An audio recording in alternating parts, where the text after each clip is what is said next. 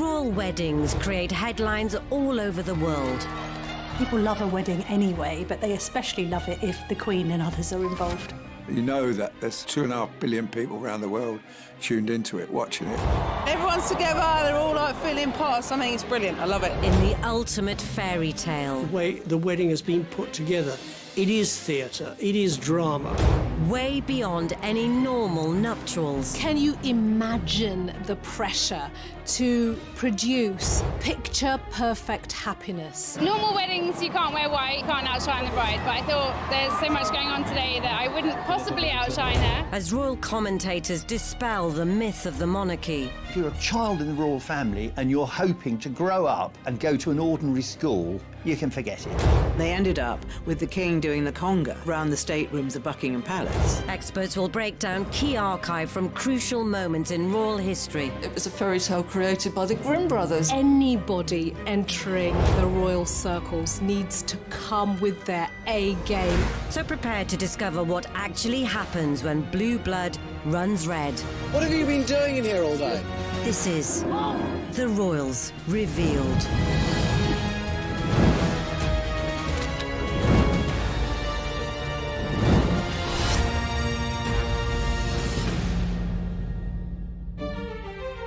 In this episode, over the last century, 2 royal weddings have captured our imaginations above all others. Thousands jam the square before Buckingham Palace and the cry goes up, "We want Elizabeth." They've put a broad smile on the face of the nation. You know that it's the only story in town. You know that it's an exciting day, very early start. One of post-war pageantry, which redefined what was possible in austere times. I think they also had salmon to start with, and to finish with, they had actually cherries and ice cream. But it wasn't even fresh cherries, it was those glazed cherries. Princess Elizabeth, she actually saved up coupons during the course of the war to make this wedding dress. The other, a spectacle with no expense spared. We think that William and Kate's wedding cost around the region of £23 million. The flower budget alone was £800,000, so it was quite a costly affair. And they received many, many things, including a cinema, a racehorse, and one of my favourite presents that they got are 2 pieces of burnt toast. But whilst these 2 grand affairs may be remembered as perfect days, they had a wedding ball 2 nights before the wedding, and no expense was spared on that. It's just one of the best days of the year, best days of the century. It seems strange to think there was a time when the prospect of both marriages hung in the balance. Over 80 years previously in Italy, the makeup of the monarchy could have all changed when the young Prince Philip was just 17.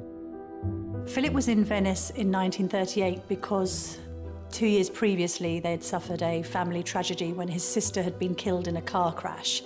And he was a little adrift. He'd always led a nomadic childhood, effectively being passed from pillar to post because his mother was mentally unstable and his family life was extremely broken. That is where he met Cobbina Wright.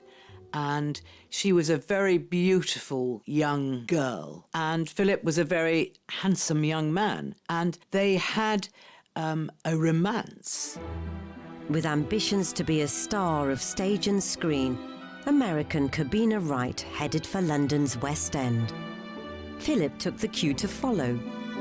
They spent a very intense time together in Venice, and then in London for at least a week, where they were spotted wandering around holding hands.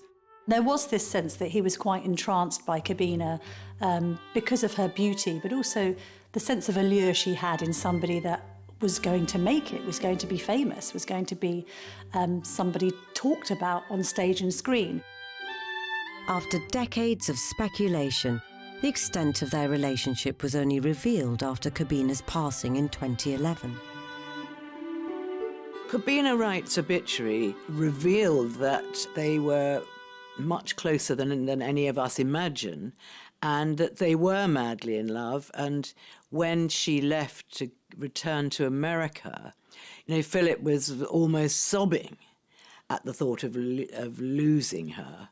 And he used to write her impassioned love letters. Corbina ultimately married Army Corporal Palmer Baudet, though she is said to have kept a photo of Philip close to hand for the rest of her life.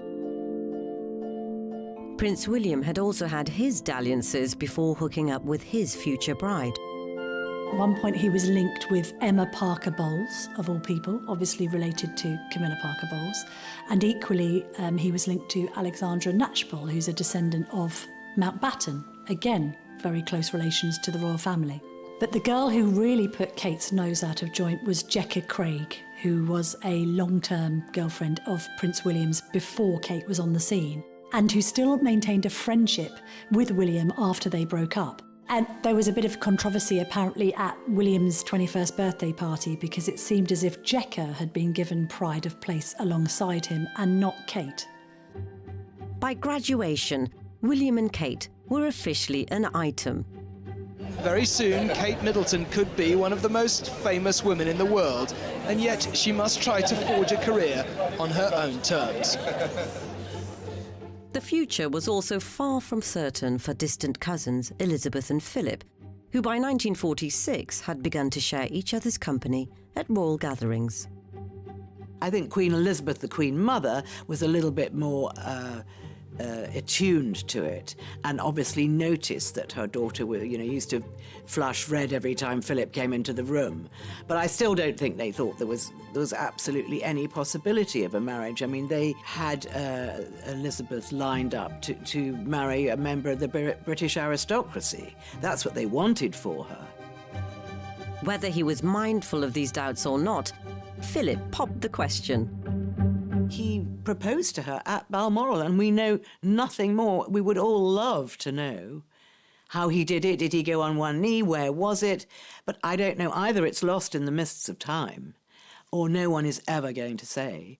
George VI didn't want it to be made public because Elizabeth was only 20, and 21 then was the key age. And I think George VI felt that Elizabeth needed to be 21 before all the fuss that would be made when the engagement was announced. And they said, okay, but steady on. Let's just keep this quiet for the moment. With the king setting out his stall, the budding courtship was put on hold. But their impatience to get to the altar would be nothing compared to what their grandson's betrothed had to put up with decades later.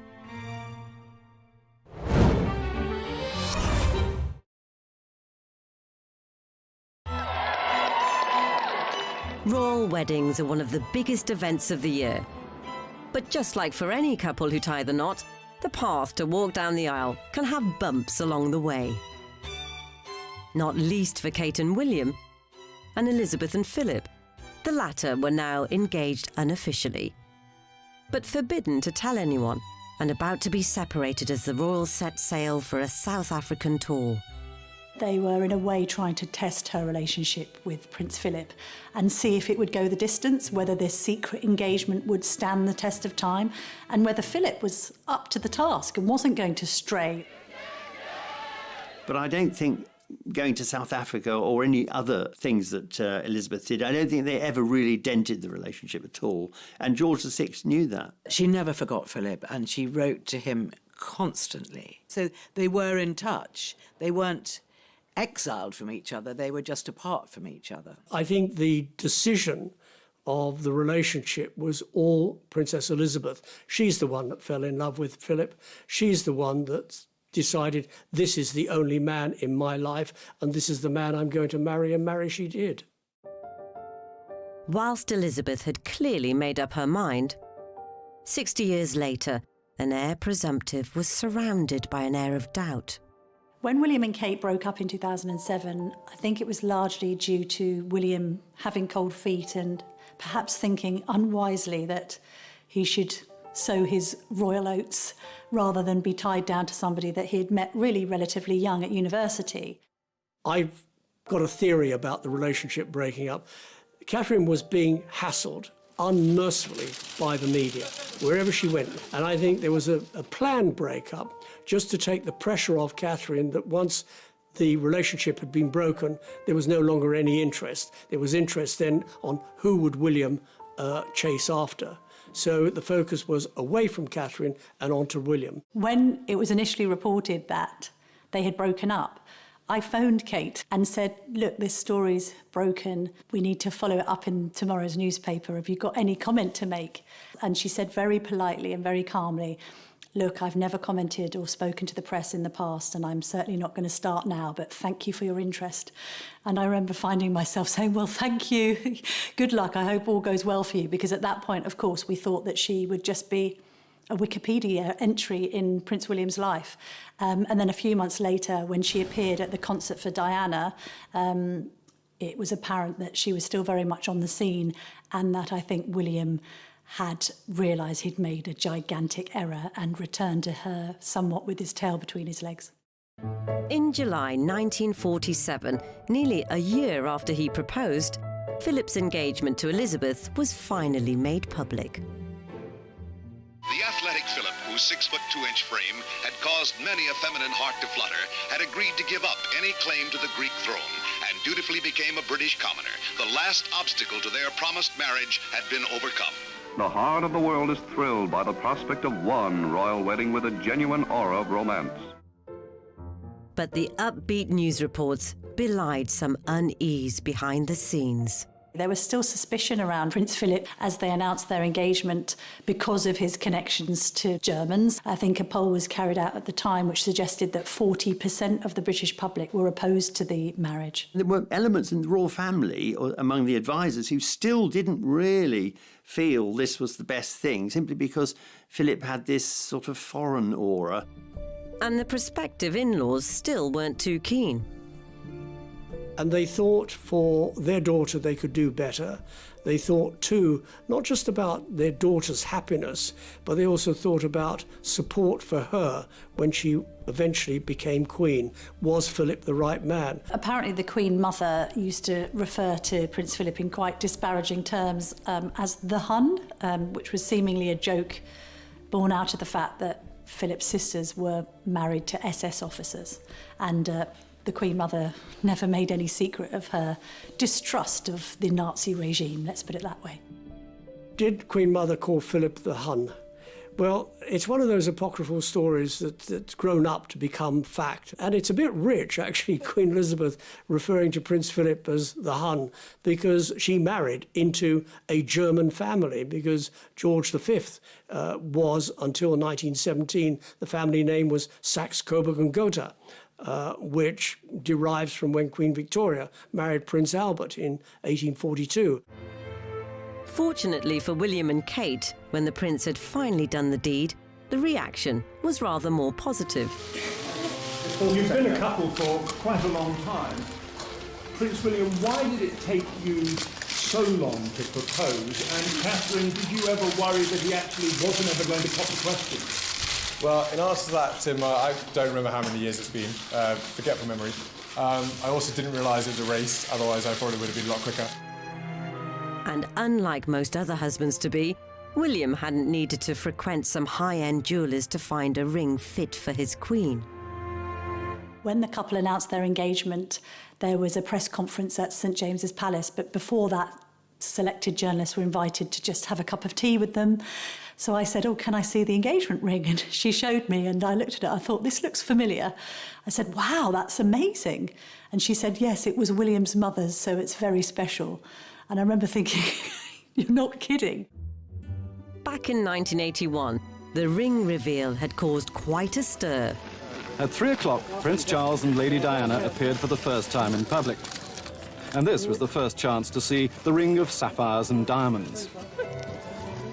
I think when it was purchased, the engagement ring cost £400,000, and I suppose now, considering its legacy and heritage, it's priceless.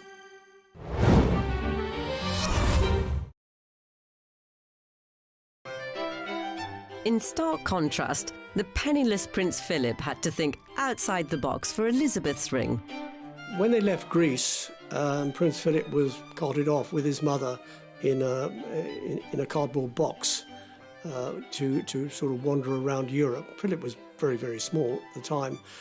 She did manage to sneak out a few bits of jewellery, one of which was a tiara, which she gave to Philip, which Philip eventually broke up, and it went to make up the engagement ring. When he presented it to the princess, it was just a little big, but she was so excited she wanted to wear it anyway.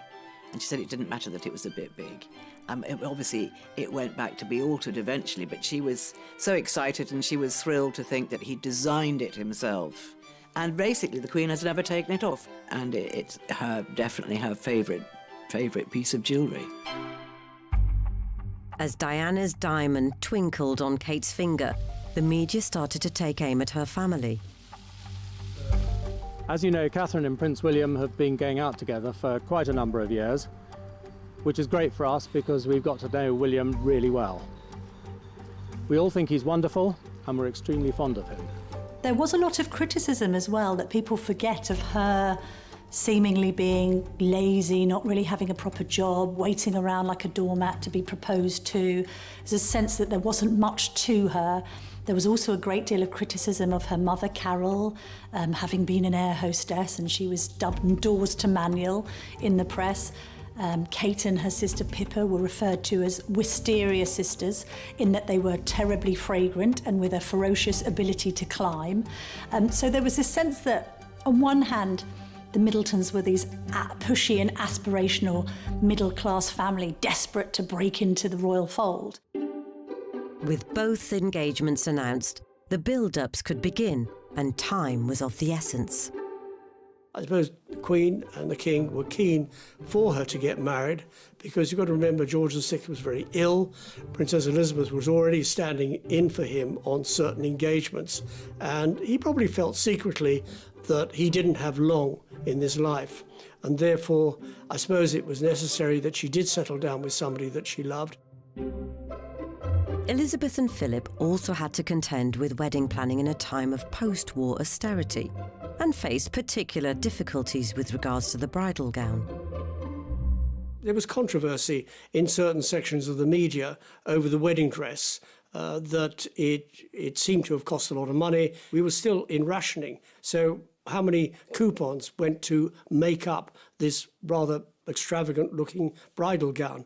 There's a lot of talk that people actually sent in coupons, but the royal family being the royal family, they didn't accept unsolicited gifts, and the coupons were sent back to the senders. She was sent all kinds of bolts of cloth. She was sent nylon stockings. I mean, the public really entered into the spirit of this wedding. So how did the princess afford her dress? The government were really quite generous at the time. They gave Princess Elizabeth 200 coupons, which she actually saved up. She'd also saved coupons during the course of the war to make this wedding dress and look absolutely terrific in what was a grand occasion. Of course, the dress is the talk of literally every wedding. So when it comes to the royals, that intrigue goes into overdrive. Look at that wonderful gown. And this fascination goes right the way back to Queen Victoria. Before Victoria, weddings were quiet affairs, even in the royal family. They take place at night and brides could wear any colour. Victoria and her ministers, they think this wedding is a really good way of showing how perfect and virtuous I am. So they bring in the idea of the royal wedding, and it will be all about purity and her virginity. So she will wear white and her bridesmaids will wear white. And also it'll be public in terms of driving to the wedding in the afternoon so all the crowds can see her in her open carriage. This is radical, really revolutionary in terms of royal wedding. She brought in the white wedding dress, and a lot of people at the time thought the white wedding dress was very bizarre. They thought it looked like she was wearing her nightgown or some kind of peasant outfit, and really everyone thought the white dress was really a bit odd, but it caught on. Everyone had to buy it. 141 years later, Diana's epic David Emmanuel number with a 25-foot train had been so hyped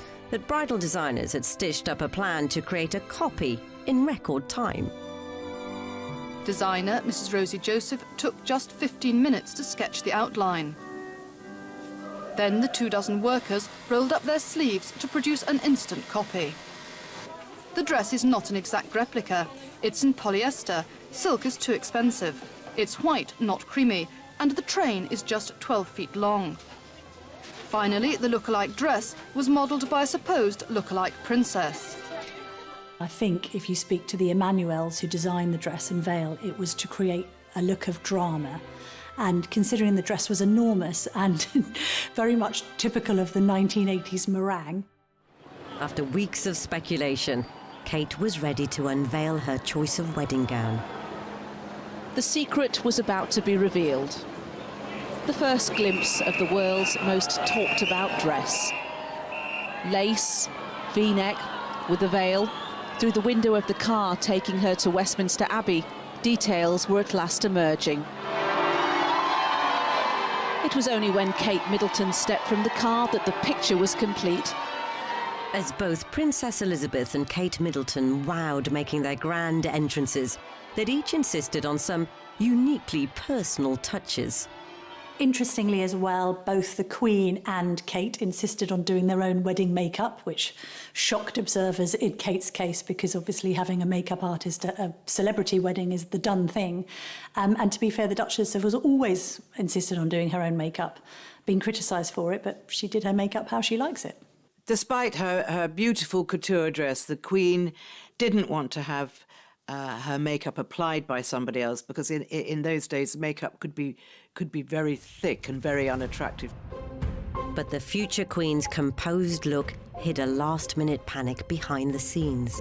The biggest incident for the princess on her wedding day was that her tiara broke and the catch on the back of the tiara snapped. But luckily, it was whisked round the corner to Garrard & Co. in Regent Street, where they welded it together and sent it straight back to Buckingham Palace again. Phew. But if you look very carefully, the one side is slightly higher than the other side, and it served its purpose. But it has subsequently been repaired properly because the Princess Royal used it for her wedding in 1973, and more recently Princess Beatrice wore it for her wedding. On Beatrice's wedding day, it's very slightly skew-whiff, and that's because you have to be very careful with that troublesome catch at the back. So as both brides entered Westminster Abbey, it was finally time to get hitched. But that wouldn't be the only hitch along the way.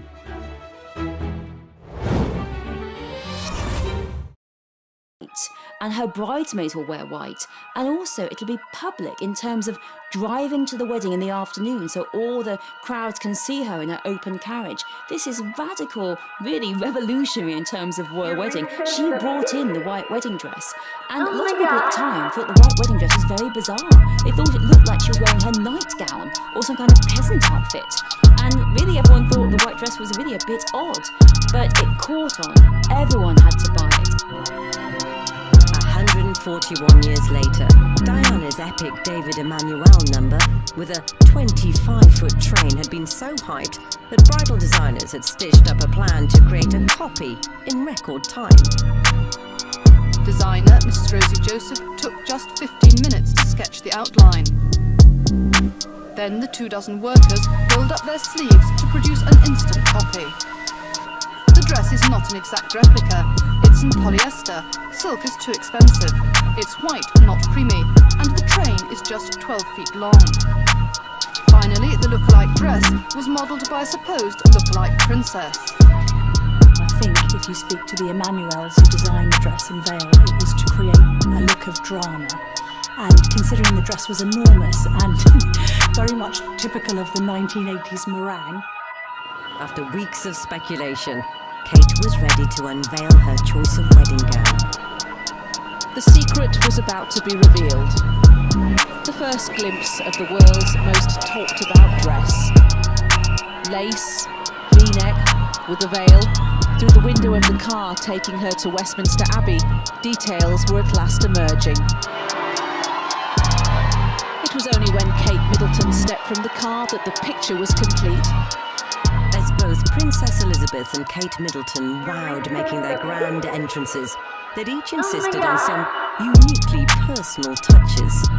Interestingly as well, both the Queen and Kate insisted on doing their own wedding makeup, which shocked observers in Kate's case, because obviously having a makeup artist at a celebrity wedding is the done thing.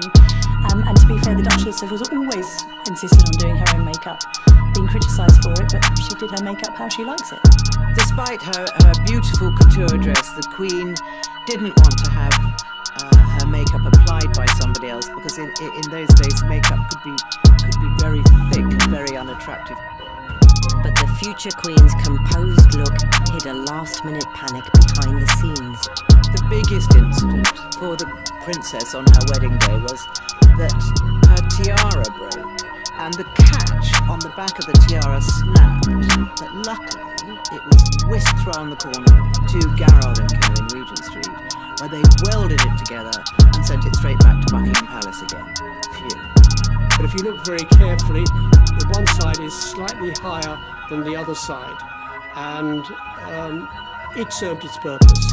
But it has subsequently been repaired properly, because the Princess Royal used it for her wedding in 1973, and more recently Princess Beatrice wore it for her wedding. On Beatrice's wedding day, it's very slightly skew-with, and that's because you have to be very careful with that troublesome catch at the back. So as both brides entered Westminster Abbey, it was finally time to get hitched. But that wouldn't be the only hitch along the way.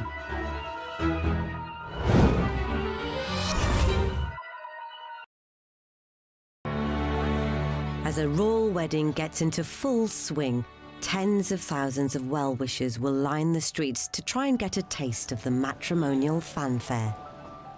Some will even camp out overnight to catch one momentary glimpse of majesty. We'll have a great time, won't we, Case? Yeah! Yeah! And as each bride carefully climbs the steps to her ceremony and leaves the cheering masses outside, the rare moment of intimacy at the altar hasn't always gone to plan. Diana had a bit of a problem at the altar, because when Archbishop of Canterbury said to her, "Do you take this man, Charles Philip Arthur George, to be your lawful wedded husband?" Diana got the names mixed up. I, Diana Frances. Take thee, Charles Philip Arthur George. Take thee, Philip Charles Arthur George. William also struggled to get the wedding ring onto Kate's finger when they were at the front of the congregation at Westminster Abbey.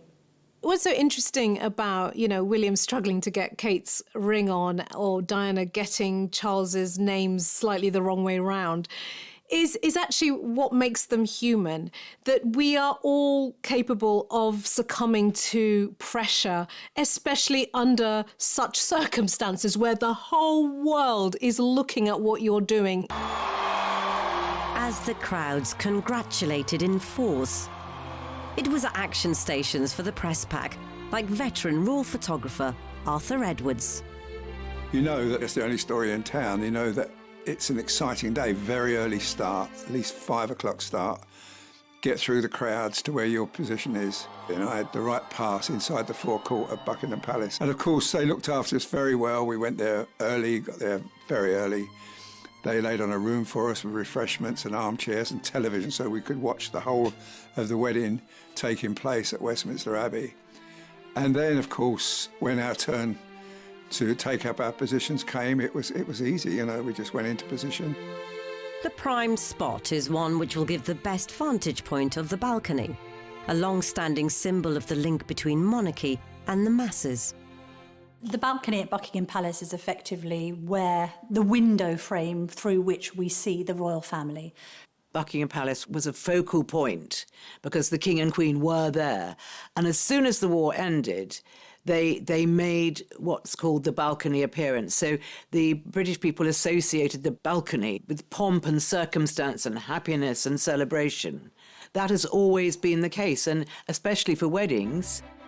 It's exciting, and look round and there's people, their noses pressed up to the railings of Buckingham Palace, and they're all excited and can't wait for the royals to come on the balcony, and you do some pictures of them, and that's the build-up, and then they come up on the balcony and they just roar. And here we go.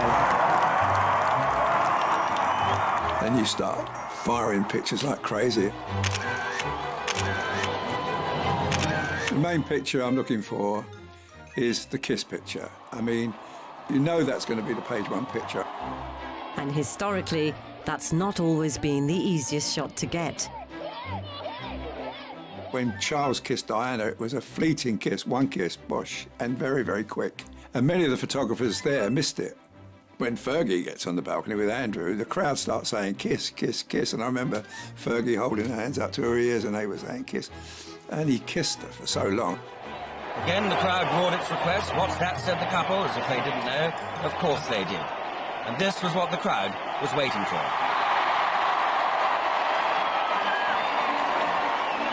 No matter how good a photographer you were, no one got a snap of Elizabeth kissing Philip. Thousands jam the square before Buckingham Palace and the cry goes up, "We want Elizabeth."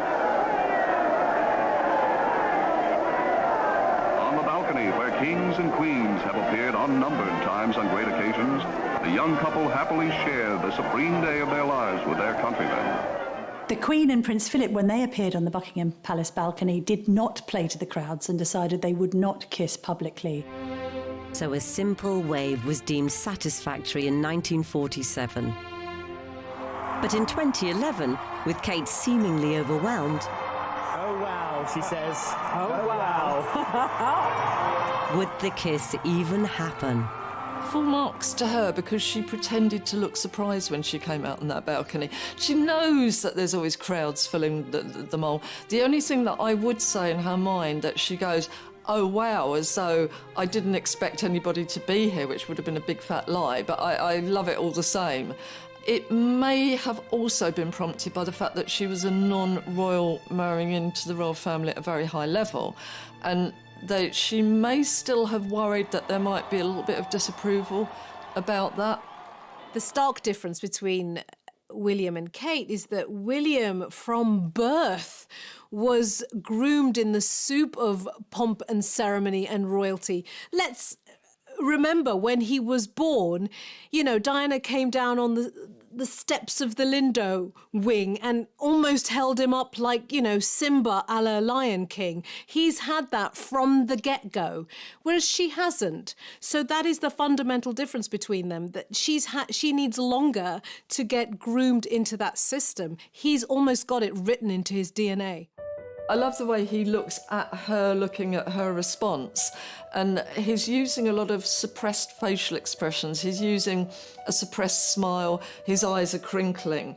And I think what that's saying is, you know, look at the life that you're coming into, as though he's perhaps giving it to her as a gift rather than him giving her to them as a gift, which he absolutely did not want to do. He did not want another Diana situation. So, you know, take the love, but I'm not going to donate you to the public. I don't want that. I want to protect you. As Kate eased into the moment, William puckered up, and down below, Arthur was primed.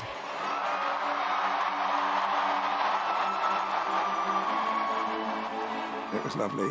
It was joyful to watch and joyful to be there and great to capture. And I remember sending a set of pictures to William and a set of pictures to the Queen. And I remember the Queen stopped me at a school in Windsor she was visiting. And just before she got into the car, she said, "Thank you for those pictures. Wasn't it a very nice day?" I said, "It was lovely, ma'am." And I felt on top of the world, you know. She liked the pictures.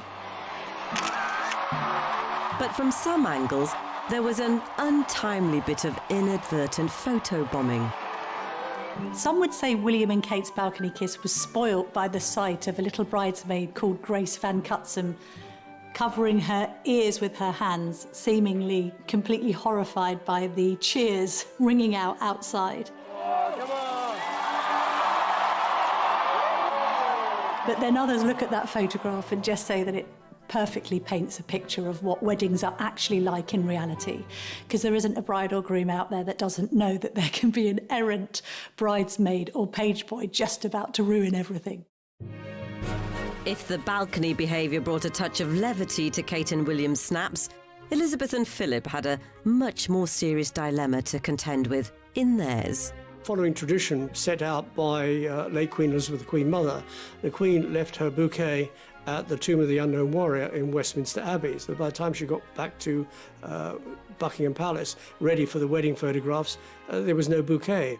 So when they came to do the official wedding photographs, if you look very carefully, you'll see that she actually isn't carrying her bouquet. So what happened was, during their honeymoon, they had to return to Buckingham Palace, put on their wedding clothes again, and Longmans made a replica of the bouquet, so there she was holding the bouquet. So it must have really irritated both of them.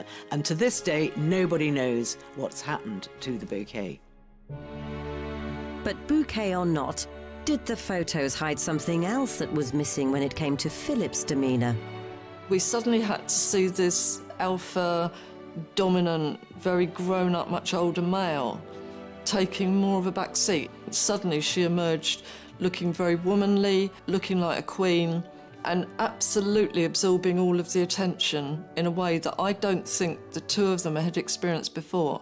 And he had to take more of a back seat. She threw him a lot of very loving glances, and this photograph particularly is one of them. But it was very much that royal thing of, oh yeah, you know, I'm the one with the power, I'm the one in control, and I will throw a loving and encouraging glance at you, but you are just not as important in the hierarchy as I am. Elsewhere in the palace, the wedding breakfast had been a further challenge at a time of austerity. There was rationing on everything, on clothes, petrol, food, sweets, you name it, there was rationing. So people found it very difficult and struggled in providing food. So the caterers had to get creative with their resources. There was always a huge amount of game that comes off the royal estates, and they certainly could have kept that, frozen that, and used it for the wedding. So they tried to use sort of homegrown produce. There was a little bit of controversy in serving partridge, which wasn't rationed, but then things that fly through the sky in the shooting season, that you blast them out of the sky and you serve it, you've got to do something with it. I think they also had salmon to start with, and to finish with, they had actually cherries and ice cream. But it wasn't even fresh cherries, it was those glazed cherries and ice cream. However, the budget banquet didn't extend to the cake. It was made by McVitie, who had the royal warrant, and it was 9 foot high, and it had 500 pounds of ingredients in weight in it. And they'd use something like 600 eggs. And it seemed the cake fit for a queen could also tickle her grandson's taste buds. The idea of them having fruitcake did seem a little bit outdated in the sense that normally these days people opt for some sort of sponge. Having said that, the good thing about fruitcake, of course, is that you can cut and keep it. And I think even since Queen and Prince Philip got married, there have been pieces of cake that have been auctioned decades later. Whilst all weddings need cakes relative in size to the number of guests, some other expenses raised eyebrows. We're told the couple want to strike a balance between an enjoyable day and the current economic situation. But any nod towards austerity is, of course, relative. After all, they've chosen to get married in an abbey capable of seating more than 2,000 guests. And those guests were duly seated in a £50,000 fairy tale forest using more than 4 tons of foliage. Add to that a £250,000 dress, thorough processional route rehearsals, and a legion of staff to keep the whole operation going. The final financial reckoning was jaw-dropping. We think that William and Kate's wedding cost around the region of £23 million. The flower budget alone was £800,000, so it was quite a costly affair. Exact figures for Elizabeth and Philip's wedding aren't available, but it's safe to say that to truly call it an austere occasion would be some way off the mark. Pageantry and splendor are revived for this day in austerity-ridden London, a day which the world shares with Britain. This is the moment for which the teeming millions have been waiting for months. And perhaps controversially, there had been a less well-known extravagance earlier that week. They had a wedding ball 2 nights before the wedding, which is a royal tradition that they have a grand wedding ball, and no expense was spared on that. They had, first growth wines and champagnes, and they had a fantastic band, and they really pushed the boat out, and they have 1,200 guests at Buckingham Palace. And they ended up with the king doing the conga, sort of round the staterooms of Buckingham Palace. So it was a very, very jolly affair. With their wedding days done, the two couples hoped to have a relaxing first few weeks as man and wife. But there was very little chance they'd get to enjoy their honeymoon period, as outside interference ensured the newlywed gloss soon wore off.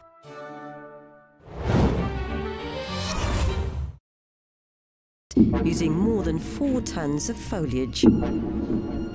Add to that £250,000 dress,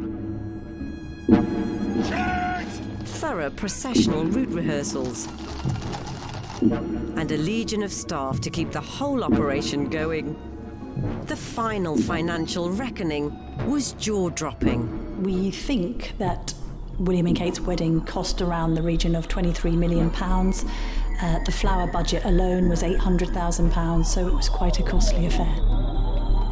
Exact figures for Elizabeth and Philip's wedding aren't available, but it's safe to say that to truly call it an austere occasion would be some way off the mark. Pageantry and splendor are revived for this day in austerity-ridden London, a day which the world shares with Britain. This is the moment for which the teeming millions have been waiting for months. And perhaps controversially, there had been a less well-known extravagance earlier that week. They had a wedding ball 2 nights before the wedding, which is a royal tradition that they have a grand wedding ball, and no expense was spared on that. They had, first growth wines and champagnes, and they had a fantastic band, and they really pushed the boat out, and they have 1,200 guests at Buckingham Palace. And they ended up with the king doing the conga, sort of round the staterooms of Buckingham Palace. So it was a very, very jolly affair. With their wedding days done, the two couples hoped to have a relaxing first few weeks as man and wife. But there was very little chance they'd get to enjoy their honeymoon period, as outside interference ensured the newlywed gloss soon wore off.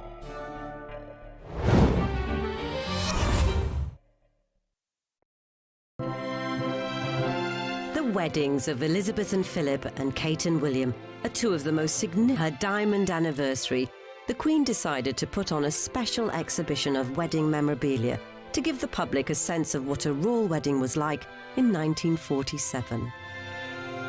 The Queen has put on display just a handful of the 2,500 gifts sent from leaders and politicians from across the globe, including this porcelain dinner service from the President of the Chinese Republic. Well, not only was it going to be a splash of colour on the hard road, as Winston Churchill put it, but also the presents really were this first moment after the war in which there was this huge amount of munificence and the idea of royal weddings being a time for giant amount of gifts. Stunning pieces of jewellery were also presented to the couple from the world's elite, but it's perhaps the gifts from normal folk they appreciated most. They received many, many things, including a cinema, a racehorse, cans of pineapple, cans of rationed goods, there was cans of butter, and one of my favourite presents that they got are 2 pieces of burnt toast, because these 2 ladies listening to the radio, they heard that Elizabeth and Philip were going to get married on the radio, and they were so excited that they burnt their toast, and really bread was really quite sought after at that point, quite expensive. They burnt their toast and they sent it into the palace so Elizabeth and Philip could see it. Such was their appreciation. Many of the goods were re-gifted throughout a struggling post-war nation. Here's a letter that she sent handwritten to one of the recipients. It says, "Many kind friends overseas sent me gifts of food at the time of my wedding. I want to distribute it as best I can and to share my good fortune with others. I therefore ask you to accept this parcel with my very best wishes. Elizabeth." William and Kate also gave something back to society. William and Kate decided to forego traditional wedding presents. I think having lived together for a decade before they married, they had enough toasters and coffee makers and toasty makers and his and hers mugs. So instead they decided that they would ask for charitable contributions. And in the end, they raised over £1 million for good causes. Then came the honeymoons, with Elizabeth opting for a budget break, split between the home of Philip's uncle, Earl Mountbatten, and the family estate at Balmoral. I don't think Elizabeth would ever have gone abroad. I think it was always her hope to stay in England, and I think that most brides and grooms at the time had very modest honeymoons. It wasn't really a time of overseas travel. It wasn't a time of hopping on a plane and going off to Italy or going off to anywhere. A staycation might have been sufficient for a future queen in the wake of World War II. But fast forward 64 years, and there was no such scrimping for Kate and Wills, who whisked themselves off to an Indian Ocean paradise. William and Kate managed for quite some time to keep their honeymoon completely under wraps. So although we saw them the day after the wedding, because they did a photo shoot in the grounds of Buckingham Palace, they then disappeared. And it later transpired they'd gone to the Seychelles, literally to a remote island, I think with only about 10 or 11 villas there. So no prying eyes could get anywhere near it. I think that really shows the difference between a honeymoon, between travel, between notions of weddings, and really, I think, William and Kate's wedding, in which many, many couples across Britain and across the world went on these huge, lavish honeymoons. It shows the difference in the social change, and particularly that William and Kate, even though one day they will be king and queen of Britain, they chose not to have a British honeymoon. Yet somehow, the secret of the secluded destination leaked. There were some photographs taken, I think, by an extremely long lens of the couple strolling on the beach in their swimwear. They didn't emerge until months later, I think in Australia, a Women's Day magazine. What was interesting about it is that the British press must have been offered the shots and rejected them on the grounds that they looked like they completely invaded the couple's privacy. As they approach their 10th anniversary in 2021, Kate and William have some way to go to match the Queen and Prince Philip's 72 years. But both weddings undoubtedly gave the country a boost. While this is by some distance the biggest celebration of the royal wedding across the country, there have been thousands upon thousands of parties as the nation has taken up William and Kate's invitation to be a part of their special day. Even the priests were jumping for joy. Sheer glee. Fantastic. Oh, can't believe. Now, that's something we didn't expect to see, but that is wonderful. That sums it up. Yeah. In 1947, there might not have been quite the exuberance, but it signified something to cherish following years of devastation. People after the war were looking desperately for something to celebrate. It was just a moment of happiness for everybody.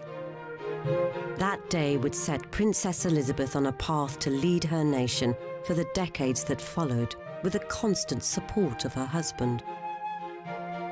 Now, as the Queen looks to the future, it seems Kate has become much more than just William's wife. I think there's a sense that the Queen and Kate get on really well. They're both quite naturally shy and introverted. I think she admires Kate for the fact that, like her, she's said to not have put a foot wrong. She hasn't sought to overpower or overshadow William as he's gone about his role. I think that they're viewed as quite an equal partnership in the royal family. The Queen views Kate as a very safe pair of hands and a very good consort to William. Will she make a good Queen? Well, she's making a very good Duchess of Cambridge, and if she carries on like this, she'll make a very good Queen. When I see William and Catherine now, I mean, I know that for the next 100 years, it's going to be great. So if William and Kate are in for the long haul, his grandparents provide the perfect blueprint to follow as they try to balance being married to each other and bound to a life of duty.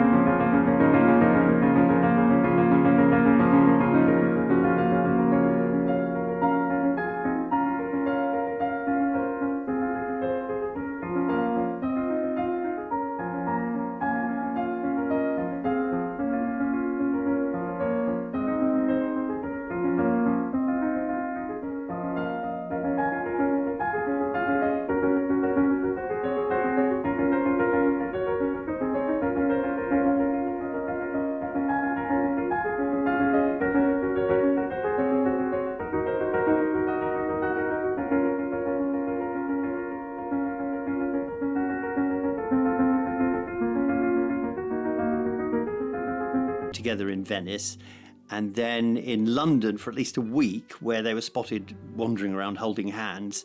There was this sense that he was quite entranced by Corbina because of her beauty, but also the sense of allure she had in somebody that was going to make it, was going to be famous, was going to be somebody talked about on stage and screen. After decades of speculation, the extent of their relationship was only revealed after Corbina's passing in 2011. Corbina Wright's obituary revealed that they were much closer than any of us imagine, and that they were madly in love. And when she left to return to America, Philip was almost sobbing at the thought of losing her. And he used to write her impassioned love letters. Corbina ultimately married Army Corporal Palmer Baudet, though she is said to have kept a photo of Philip close to hand for the rest of her life. Prince William had also had his dalliances before hooking up with his future bride.